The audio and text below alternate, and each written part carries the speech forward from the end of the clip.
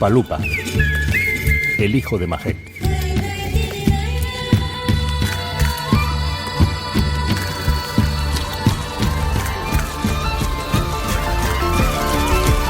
Episodio 3. Los buscadores de vasijas.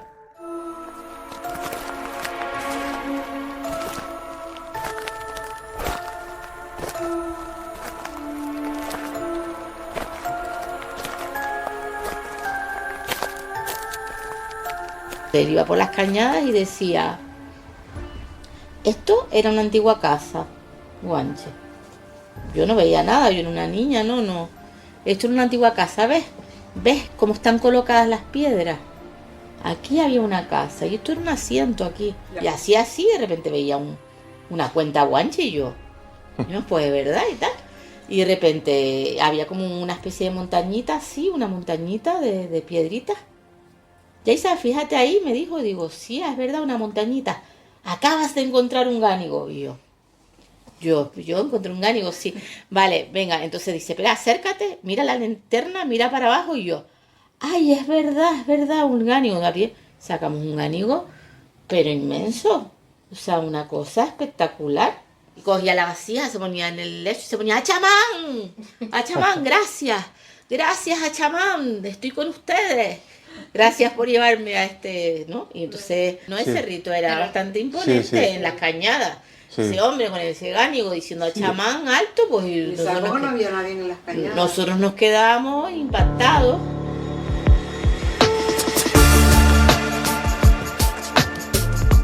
Una de las facetas más reconocidas de Upa-Lupa era su afición a buscar y recoger piezas de los guanches, una actividad que entonces no estaba perseguida como ahora, como explica el arqueólogo Antonio Tejera Gaspar y la mujer de Upa-Lupa, Amparo Higuera. Sí, la tradición del coleccionismo y la tradición de la búsqueda de lo tal era una cosa normal, ¿no? Y en este caso, cuidado, que es muy importante, con la ventaja de que está sacada de un sitio determinado, que está estudiado, que está catalogado y que, aunque efectivamente no era de tal, digamos, se transforma en una aportación interesante, independientemente de que no fuese, digamos, no fuese del todo legal, por decirlo de alguna manera. O sea, no era legal, pero era una cosa que no estaba, no sé cómo decir, no estaba tan perseguida, por decirlo así, como lo puede estar hoy. Después se convirtió en una ilegalidad, pero realmente no era una ilegalidad. O sea, en aquel momento no estaban las directrices del museo ni de la política, estaba todavía todo en stand-by, ¿no? El museo no funcionaba. Entonces, más o menos, los aficionados, como Hermógenes, Massanet, de hecho, todos tienen sus colecciones en el museo. Las grandes colecciones son de ellos, de los buscadores de vasijas, como se llamaba. Pero esto no era para Hermógenes un mero coleccionismo de piezas antiguas, significaba algo más. Hermógenes nos contaba muchísimas veces el enorme dolor y ahí quizás la huella de ese pasado de no saber valorar lo que eran las huellas del ayer, cuando era costumbre que cuando un capitán general de Canarias cesaba en el cargo, uno de los primeros regalos que le hacía a la colectividad era un gánigo, y esos gánigos y piezas de molino pues iban en su maleta y vete tú a saber el paradero que alcanzaron. Es decir, que era un mero objeto decorativo, una huella del pasado sin ninguna otra valoración. Eso le hería la sangre. Me acuerdo una vez que comentamos cómo la casa Faife en el sur de Tenerife, la empresa británica, cuando no tenían los trabajadores, porque la zafra del tomate había terminado, cuando no tenían que trabajar y mandaban a la cuadrilla de los trabajadores a las cañadas a buscar si encontraban algún resto aborigen, collares, conchas, vasijas, y que aquello nunca se supo el destino que alcanzó. Al lado de donde está el parador de turismo, mi marido encontró un enterramiento guanche con un mensei, con banot, con todo. Entonces inmediatamente llamó en aquel momento a la Universidad de La Laguna. Pasó una semana, pasó 2 semanas, pasó un mes y nadie atendió ese enterramiento con ese era una momia de un Mensei, con Banot, con todo toda la riqueza funeraria de un Mensei. Al mes ya lo habían desvalijado porque no fueron.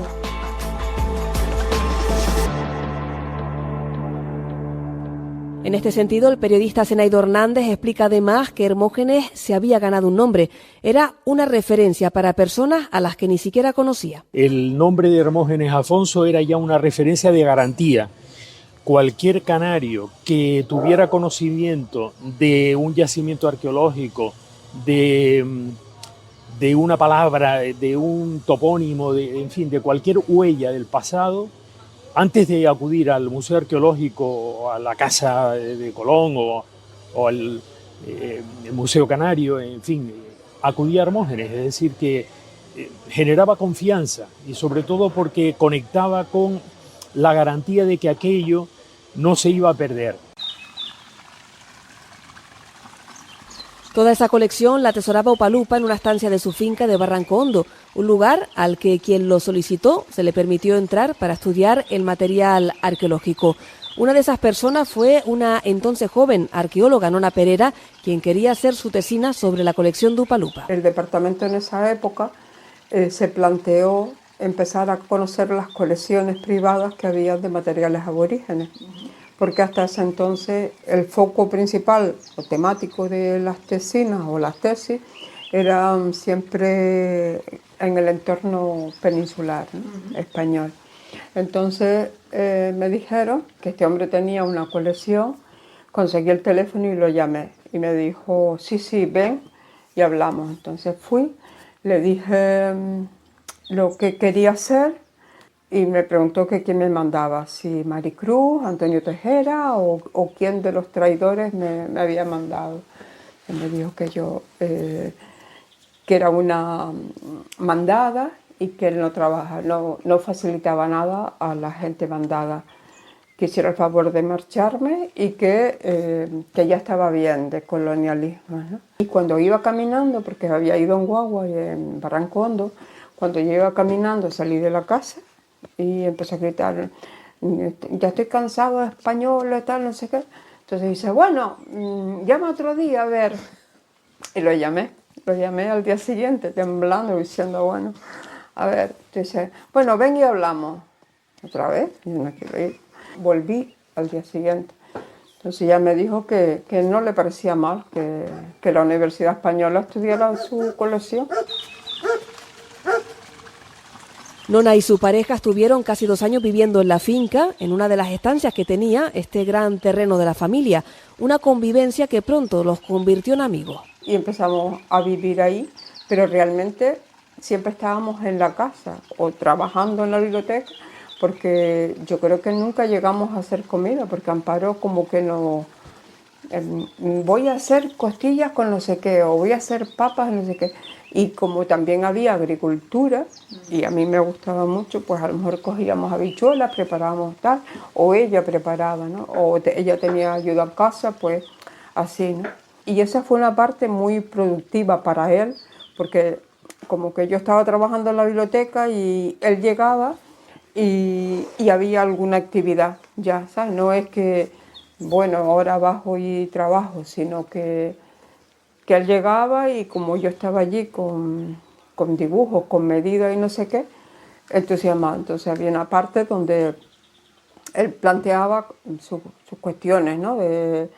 de lo que estaba trabajando en el libro y sobre todo cuestiones de etnografía, de cosas que le había contado un viejo en Añaza, un viejo en Anaga, en cualquier sitio, ¿no?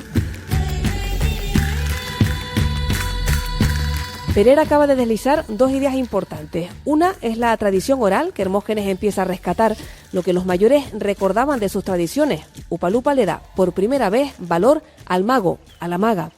Yo creí que era jarana, la plaga del cigarrón. Lo comparo de la situación con la guerra de La Habana. Mujeres y hombres del campo que, como Hermógenes supo ver, eran quienes mejor habían conservado las tradiciones antiguas. Ellos eran la conexión más directa que teníamos con los antepasados guanches. Comienzo por Santa Cruz y da principio en la historia. Acabo en la Victoria y olvidarme del sur. Tiene una preocupación intelectual que para el grupo en el que yo en aquel entonces estaba, que era el aula de cultura de la Facultad de Geografía e Historia, nos interesaba mucho la historia oral. Entonces estábamos mucho con la matraquilla de la historia oral, la búsqueda, digamos, de fuentes originarias que no estuviesen contaminadas por la pluma del conquistador, del cronista, del cura, ¿no?, del conquistador. Y entonces todo lo que fuese la búsqueda del discurso a través de la oralidad nos parecía que aportaba frescura. La otra idea que introduce Perera es la del libro que entonces escribía Upalupa, Magos, Mauros, Majoreros o Amaziques, su obra más conocida, más madura, y cuya primera edición se publicó en el año 1987. A este libro se refiere el historiador Domingo Garí y Francisco García Talavera, entonces director del Museo de Ciencias Naturales de Tenerife, más adelante integrado en el Museo Arqueológico El Muna. Era un libro muy combativo, muy incluso para los que todavía no teníamos una lectura completamente acabada de las fuentes, digamos, ¿no?, de la historia de Canarias, nos resumía un montón de cosas, porque el libro Upalupa tiene un montón de citas. Magos, Mauros, Majoreros y Amaziques. Y ahí relaciona precisamente con esas palabras,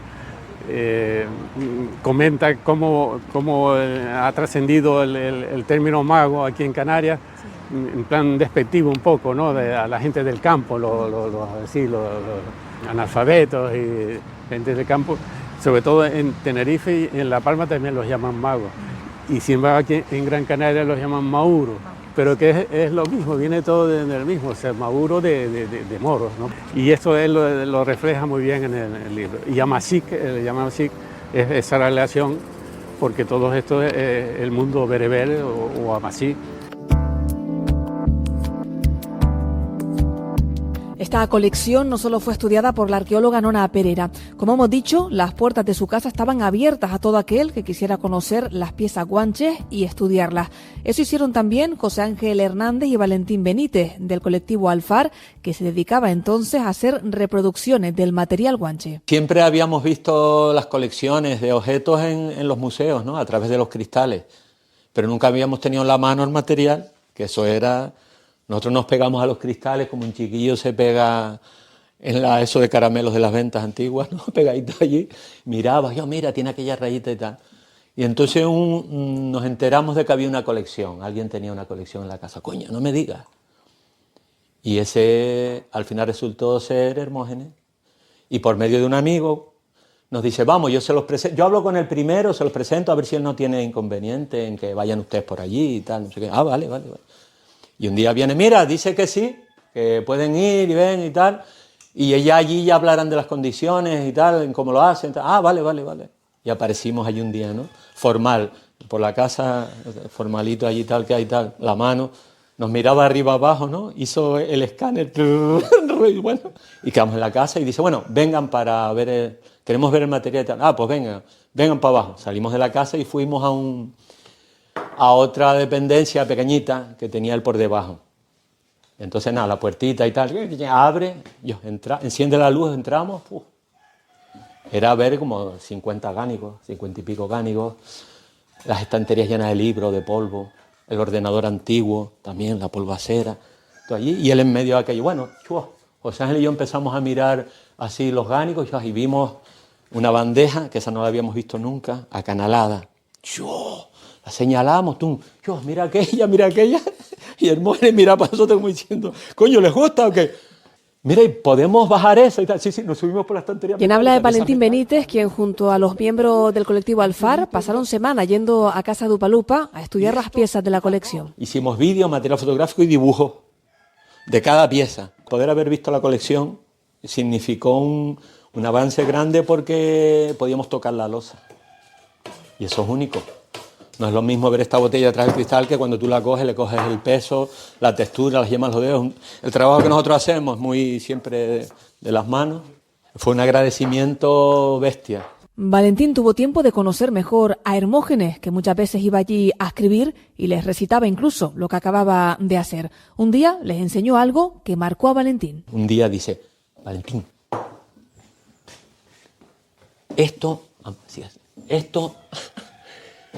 poca gente en Canarias lo ha hecho y es la razón de nuestra existencia como pueblo, que son las 3 piedras del Fogal. ¿Cómo, Hermógenes?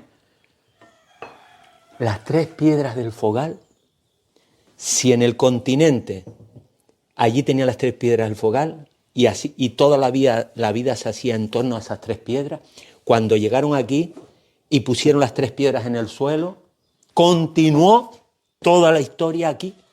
Y las 3 piedras del Fogal no se le da importancia. Esa es la clave de nuestra cultura.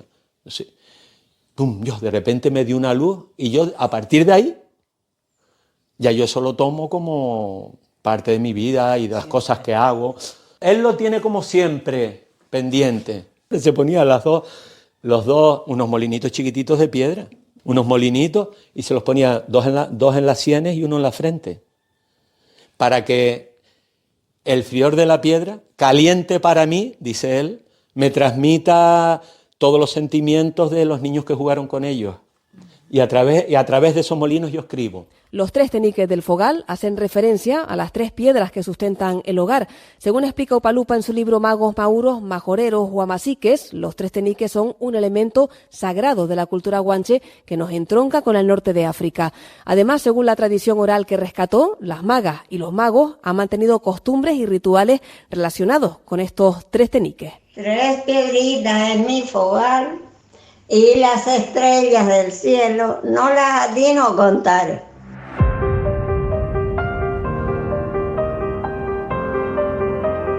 Muy a pesar de la familia, el destino de esta colección está rodeado de incógnitas. Otra de estas incógnitas tiene que ver con un robo que se perpetró en la finca, un allanamiento cuyo único objeto fue el de robar casi un centenar de piezas de Hermógenes. ¿Quién o quiénes fueron los autores de este robo?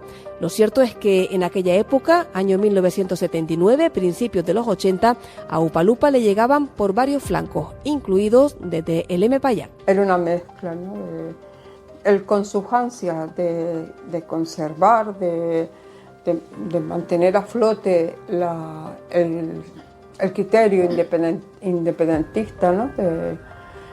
Y luego pues eso era como, no era un movimiento unificado, sino había muchos criterios y él era uno más, pero no siempre le daban la razón o algo así. Entonces fue muy duro, porque pues una noche entraron e incendiaron el coche, ¿no? Un Mercedes que acababa de comprar. Una fracción del M-Payá. O le robaron parte de la colección, ¿no? Casi la mitad de la colección que tenía se la robaron. Entraron y se le robaron. Las malas lenguas dicen que está en una casa por allí de un extranjero, no sé qué. Pero claro, eso no es difícil de comprobarlo y todo eso. Y en el camino por la noche seguramente fueron varias personas y porque se rompieron varias, se quedaron en el camino 2 o 3 rotas, pues con la rapidez para llevárselas y tal, se quedaron ahí. Imagínate él ver ese saqueo. Una colección impresionante, completa. Primero porque no había seguridad allí, porque se podían entrar y salir. Y además, otra cosa, nunca estuvo esa biblioteca ni ninguna...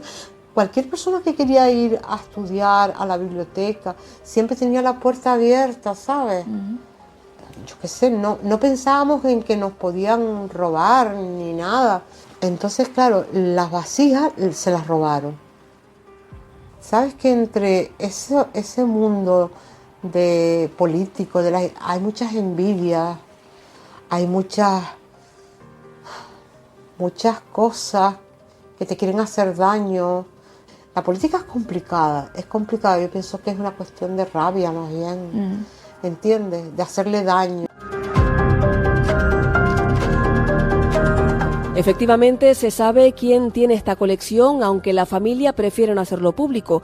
Nona Pereira, mientras fue directora general de Patrimonio del Gobierno de Canarias entre los años 2019 y 2023, intentó recuperarla. Yo cuando estaba en la Dirección General hice un seguimiento y la persona que sabemos que lo tiene, otra, fue a preguntar y hablé con ella diciendo, chacho, venga, que si no, pues el Seprona puede ir a buscarlo. Entonces me dijo, no, ya eso lo entregué al Museo Arqueológico.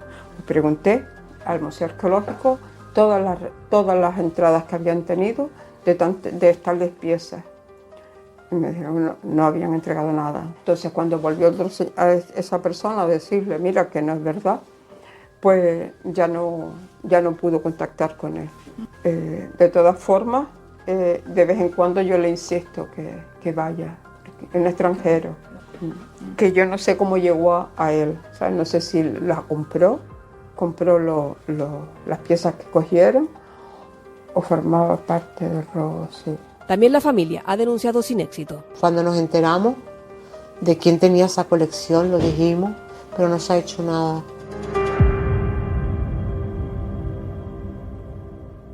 Este robo supuso, sin duda, un duro golpe para Upalupa, pero el peor estaba por llegar.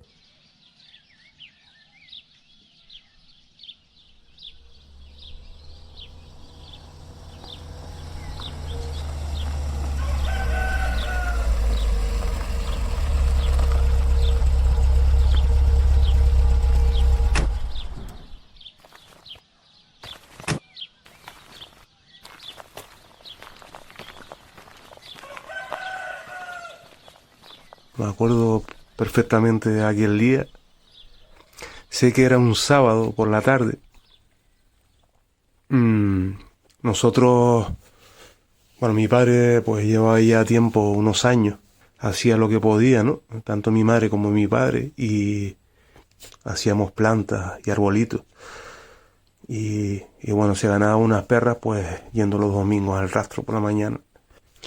Y fue cuando de repente vimos, mi padre y yo, a dos señores, uno de ellos así como muy altanero.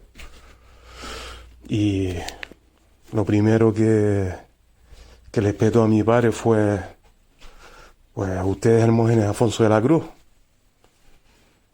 vengo a proteger y a defender el patrimonio del pueblo español. Pues nada, mi padre pues estaba... En ese momento, pues, imagínense, ¿no? Pues sabía que había venido otra vez la policía de nuevo, invadir el territorio que él consideraba liberado, que era la finca, la que tanto habían luchado mis padres. Y ya sabía, intuía que le iban a arrebatar el patrimonio del cual él había luchado tanto. Y nada, posteriormente fuimos a la biblioteca, que era el lugar donde todo el mundo sabía que estaba, porque tenía ahí los gánidos. Me acuerdo también perfectamente de acompañando a los policías de las caras de las dos chicas arqueólogas que habían acompañado a la policía en la inspección, y cabizbajas y totalmente avergonzadas. Ese día no me olvido, nunca.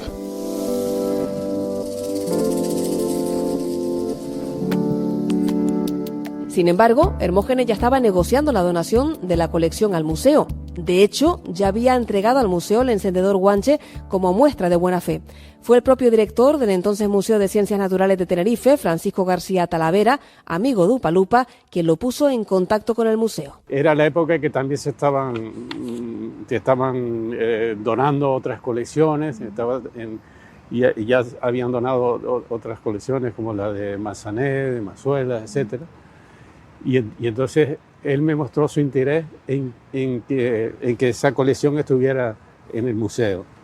Y entonces yo hice de intermediario, y hablé con el director del Museo Arqueológico, Rafael González Antón, en aquella época, y le comenté esto: mira, que Y entonces, bueno, pues muy bien y tal. Y entonces volvimos con él, fui con él a que conociera la colección y hablara con Hermógenes. Y muy bien, quedaron de acuerdo que sí, que ya irían a hacer el inventario y ver cómo lo trasladaban y todo eso, y que llegarían a un acuerdo y tal. Entonces, ¿qué ocurrió? No sé lo que pasó, pero hubo una filtración o algo con él. Total que a los pocos días apareció la policía. De hecho, unos días antes de irrumpir en la casa de Upalupa, Nona Perera recibió una llamada del gobierno requiriéndole toda la información que había recabado sobre la colección de Upalupa. El gobierno me la pidió cuando iban a incautar las piezas. Me llamaron que iban a eso y yo les dije que no conservaba nada. Si querían coger las piezas, que las cogieran, pero que yo no les iba a facilitar nada. ¿Por qué? Porque ya estaban tratando, ¿no?, la entrega de los materiales.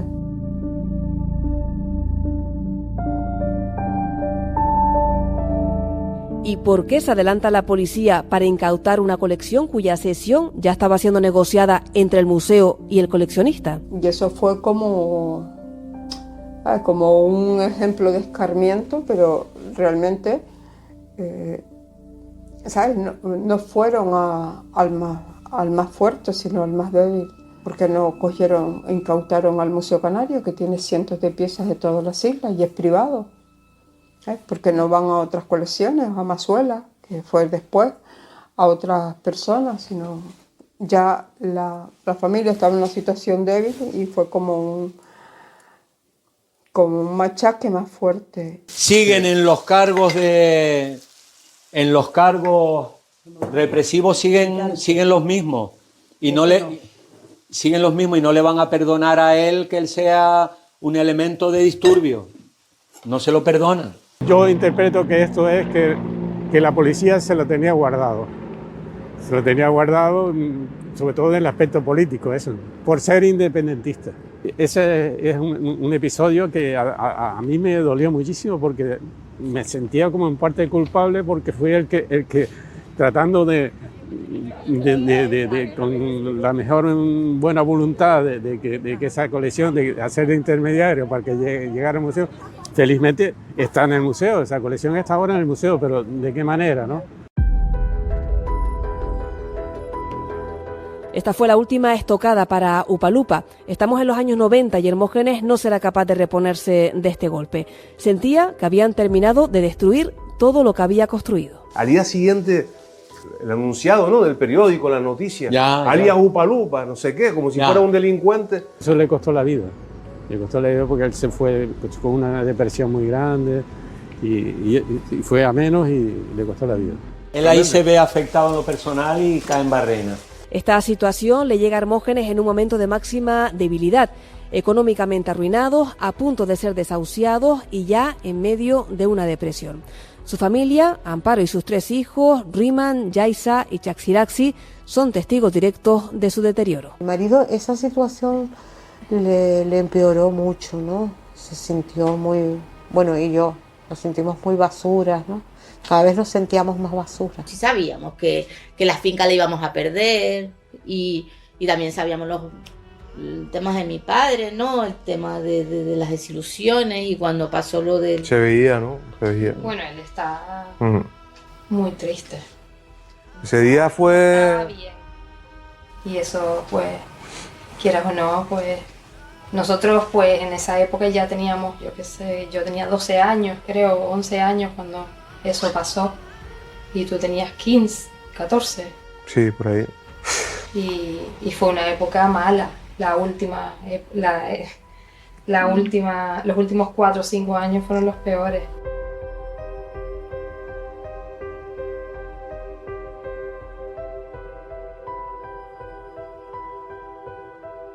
Poco más de un año después, Hermógenes fallece. En la Recoba, por ahí, que iba a comprar no sé qué, Hermógenes saliendo con Amparo, por allí. ¿Hermógenes qué? ¡Coño! ¿Qué tal? No sé qué. Mira. Digo, no, que voy para Fur. ¿Para Fur? ¿Pero y qué tienes tú una Fur? Casa. Digo, Hermógenes, la próxima semana nos vemos allí y preparamos. Coño, pues, mira, la próxima semana voy. Y es cuando cae. Justo me entero, viene ese amigo común que teníamos allí por el alfar. Coño, que Hermógenes está jodido, muchacho. ¿Cómo? Pues si va el sábado para abajo. Y no llegó a venir. Hermógenes Afonso de la Cruz, Upalupa, muere el 11 de diciembre de 1996 en Santa Cruz de Tenerife. Fue enterrado en Garachico. No faltaron los bucios, los gánigos y, cómo no, esa lluvia que tanto agradecía para su tierra.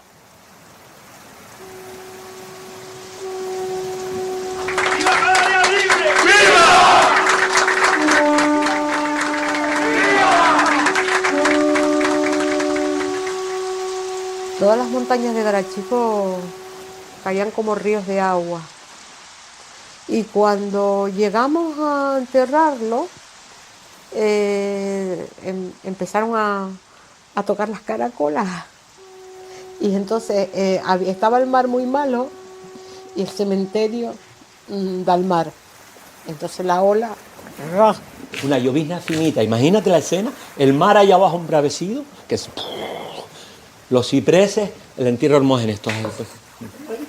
Era en un sitio en alto, ¿no? Como el nicho, y ahí el cajón de Hermógenes. Empieza la llovizna, y dos que tocan un bucio de eso. Empezamos a llorar. Todo el mundo llorando así, cogido, y las lagrimones bajando. No sé cuándo alguien quiere despedirse. Y nosotros le habíamos llevado unos gánicos de su colección que habíamos hecho nosotros las réplicas, como se le ponía a los guanches. Bueno, entonces en el cajón mismo le ponen los gánicos dentro. La verdad, alguien quiere despedirse, la gente lo besa, lo abraza, se despide, cierran el cajón, lo suben, lo empiezan a meterlo y no cabe. Todo el mundo está así llorando y el cajón no entra. Está todo el mundo recogido y empiezan. Coño. Uno a mirar, el otro a opinar, el otro se apoya. Dale, por este lado, no sé cuál sube. Valeriano Oliva, que tiene 2 veces la mano mía. Quítense un momento. El cajón que no entra. Y empieza a oír la frase. Este cabrón no se deja ni enterrar. Ni muerto se deja enterrar, pero qué reverde, rebellado. Empieza la gente a reírse y a llorar. Eso sí que lo aprendimos, que tener nuestra voz, nuestro acento, nuestra identidad, nuestra raíz, hace que seas diferente para mostrar al mundo algo original. Y por eso nos leía también lo del indio Citel, ¿no? Como el orgullo de los pueblos pequeños del mundo y de su voz. Pero también puede pasar... También por el lugar, porque él, una de las cosas que veía, que aparte de que amaba la naturaleza, quería que Canarias fuera sostenible. Claro. Y él decía hacía muchos años que llegará un momento que no va a ser sostenible. Estamos hablando de eso que lo decía en los años 80. Como el nacionalismo realmente, que es para mí el que más me parece interesante de mi padre, que es el respeto a la naturaleza, el respeto al territorio, el respeto a la lengua, a la historia, a la identidad. Al grupo humano. Al grupo humano, a las personas. ¿Entiendes? La autoestima. El turismo masivo, que era lo que realmente se veía venir desde los años 60 o 70, pues eso era una amenaza para el... Como destruían los ecosistemas, ¿no? Para construir. Y como destruían todos los cardones, sobre todo me acuerdo una vez que había una obra, creo que era por Santa María de la ampliación de la autopista. Entonces me acuerdo que, claro, que estaba al lado del colegio, nosotros estábamos en el colegio en Santa María del Mar, y me acuerdo que habían unas palas destruyendo todos los cardones enormes, gigantes. Y me acuerdo que él pues se enfadó muchísimo. Sí, para impedirlo, para decirle a los obreros qué están haciendo. Están cargándose siempre. Pero si esto no es para... O sea, no entendían por qué era un problema destruir esos cardones. Porque nosotros somos la Suiza de África, porque tenemos las universidades, tenemos ya tantas generaciones de universitarios que podemos enseñar, que podemos llevar... No vamos a robar en África, vamos a darles la cultura porque África puede ser el continente del futuro, porque siempre Canarias es la Suiza de África. Nosotros podemos ser los colegios de ellos, podemos ser la banca, estamos preparados. Este es parte de su legado, sus hijos, sus ideas, sus valores, pero hay otro legado que se puede visitar. Una parte de la colección requisada por la policía está hoy expuesta en el Museo de la Naturaleza y la Antropología de Tenerife, el MUNA, identificada como Colección Upalupa.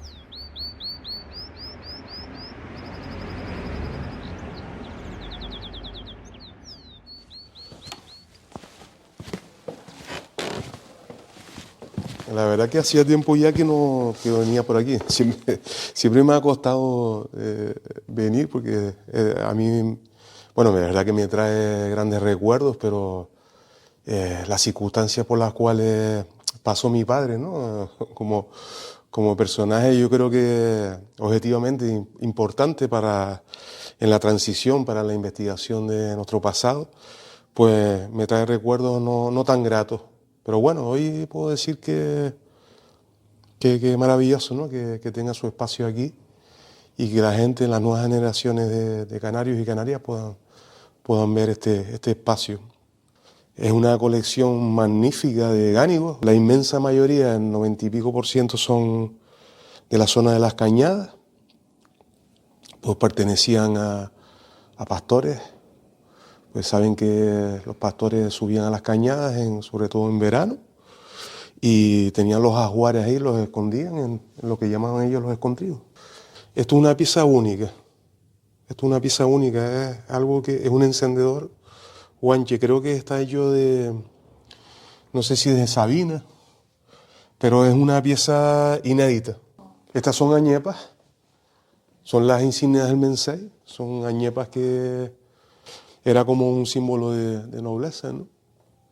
Es una pieza muy bien tallada, ¿no? Porque es como más especial, además tiene una forma más trabajada. Fíjate en el extremo, la esfera es perfecta. Es como una especie como de hélice, ¿no? Y esto de aquí también, es muy bonita. Upalupa, Hermógenes Afonso, nos dejó demasiado pronto. Acababa de cumplir 50 años cuando falleció. Gran parte de esos años dedicados al estudio de la cultura guanche y a la divulgación. Dejó abiertos caminos que nadie había andado aún, caminos que ya quedaron abiertos para todo aquel que quiera continuarlo.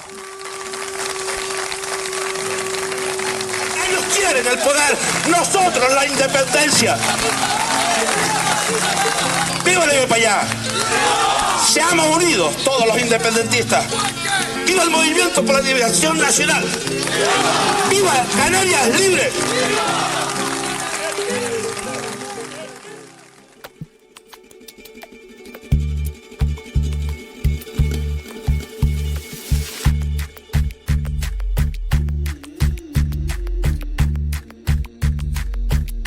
Un podcast producido por la Fundación Canareta Maimos con el apoyo del Cabildo de Gran Canaria. Dirección, guión y narración, Paola Linares. Idea y producción, Ruiman Afonso. Diseño sonoro y edición técnica, Fernando González. Juana Denis Naranjo y Francisca Rosa González han puesto voz a las magas. La voz de Hermógenes Afonso de la Cruz, Upalupa, durante los actos de la Victoria de Acentejo de 1994, se ha obtenido del archivo personal de Álvaro Morera Felipe, en el Archivo de la Transición Democrática de Canarias, de la Biblioteca de la Universidad de La Laguna. Sintonía Upalupa, hijo de Majek, de Aníbal y La Jalada. Música, toques y voces, Aníbal García Llarena. Composición, producción y voces, Belén Álvarez Doreste, La Jalada. Ajijibe, Aníbal y La Jalada. Hans Coello, Eva Rivero y Yurena Cruz. Silbo, Hans Coello. Raúl Vega en la voz del título y los créditos.